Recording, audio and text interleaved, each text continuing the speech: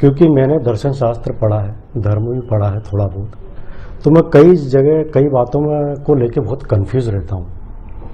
जैसे कि मुझे लगता है कि नास्तिकता सही है या आस्तिकता सही है।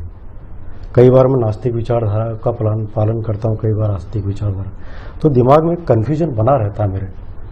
और मुझे मतलब हिंदू धर्म को पढ़ता हूँ तो मुझे लगता है कि यार इतना विरोधाभास कैसे है इसमें।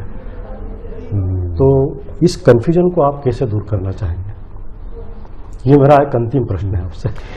देखिए, वो ज्ञान जितना सूक्ष्म होता है ना, उसकी शाखाएं उतनी बढ़ जाती हैं। जी। जैसे हम जब साइंस पढ़ना सीखे थे स्कूल में, जी जी। तो हमारे यहाँ तो उस समय 5वीं कक्षा में साइंस शुरू होती थी, आजकल तो फिर बहुत जल्दी कर देते हैं। तो एक सब्जेक्ट था जनरल साइंस, और 8वीं कक्षा तक उसके 3 ब्रांच हो गए थे, फिजिक्स, केमिस्ट्री, बायोलॉजी।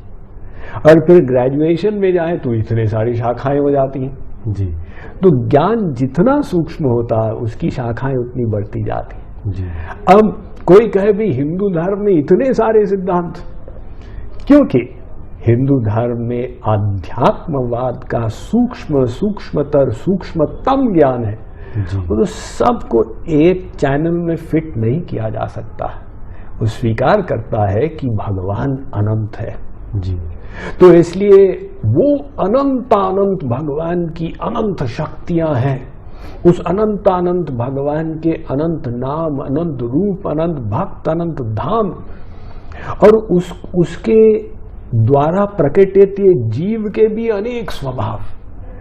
तो अब किसी का स्वभाव है कर्म से उनको जानने का प्रयत्न करता है, कोई ज्ञान से, कोई भक्ति से। तो ये सब वेद सम्मत मार्ग है, भगवान के द्वारा ही प्रकटित। तो जो ऐसा वैमत्य दिखता है, विरोधाभास, कुछ मात्रा में इस दृष्टिकोण से उसका समाधान होता है। अब दूसरी बात आपने ये जो पूछी है कि भाई हम आस्तिकता नास्तिकता के बीच में जो झूलते हैं, उसके लिए आपको एक तर्क दे सकते हैं। जी। एक यूरोप में बहुत बड़ा वैज्ञानिक हुआ है न्यूटन।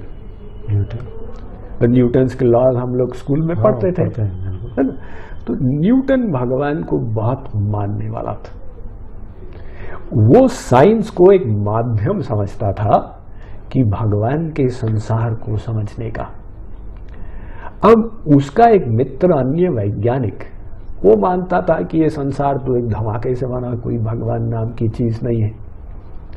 तो न्यूटन ने एक सौर मंडल का नमूना बना दिया और अपने ऑफिस में उसको चालू कर दिया इन मोशन।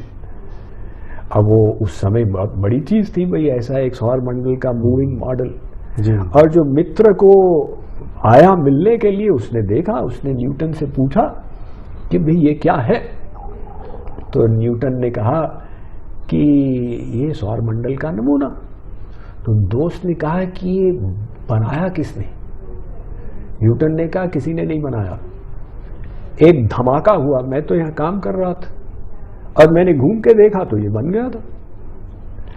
दोस्त ने कहा किसको धोखा दे रहे हो, इतनी बढ़िया चीज धमाके से बनेगी? न्यूटन ने कहा भाई देखो, तुम्हारा कॉमन सेंस कहता है कि एक सौर मंडल का नमूना तो धमाके से बन नहीं सकता, और तुम मुझे ये बताना चाहते हो कि असली संसार धमाके से बना। धमाके से तो सामान नष्ट होता है जी। तो इसलिए ब्रह्म सूत्र में सूत्र आया है, अथातो ब्रह्म जिज्ञासा, भगवान को जानो। तो दूसरा सूत्र, ब्रह्म है कौन? जन्माद्यस्य यतः, जिसने इस संसार को बनाया। स्वामी जी, आपने मेरी शंका का समाधान किया, इसके लिए बहुत बहुत धन्यवाद। आप यहाँ आए वेब दुनिया में, आपका बहुत बहुत धन्यवाद।